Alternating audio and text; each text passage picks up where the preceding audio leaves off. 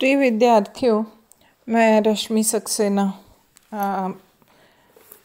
आपके लिए कुछ पॉरीफेरा के प्रादर्श लेकर आई हूँ।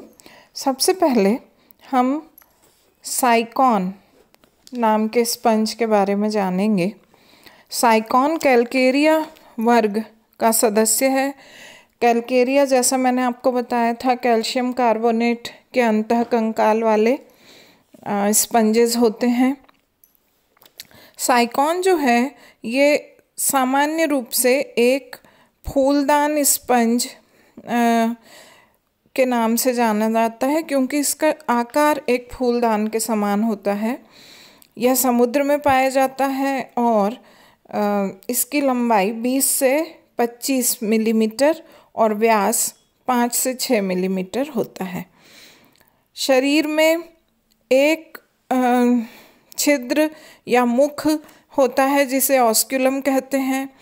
एक ही छिद्र द्वारा शरीर के अंतः गुहा बाहर खुलती है और शरीर की भित्ति में या देह भित्ति में पूरे शरीर पर बहुत सारे बारीक बारीक छिद्र होते हैं।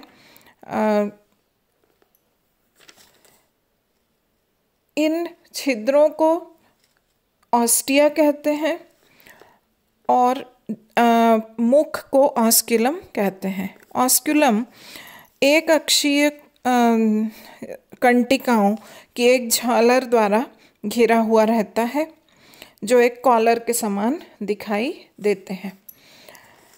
शरीर की भित्ति में 2 परतें होती हैं, एक्टोडर्म और एंडोडर्म, जिसे कोइनोसाइट्स और पिनेकोसाइट्स द्वारा बनाया जाता है। पिनेकोसाइट्स नामक बहुत ही अधिक संकुचनशील कोशिकाएं एक्टोडर्म बनाती हैं और कोइनोसाइट्स एंडोडर्म बनाती हैं। शरीर में नाल तंत्र साइकोनॉइड प्रकार का होता है, जिसमें कि ऑल्टरनेटली रेडियल कैनाल्स और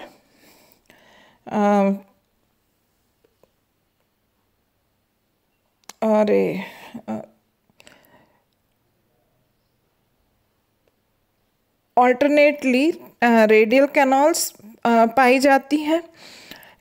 रेडियल कैनाल्स अंदर स्पंज गुहिका में या प्रमुख देह गुहा में खुलती हैं, जिसे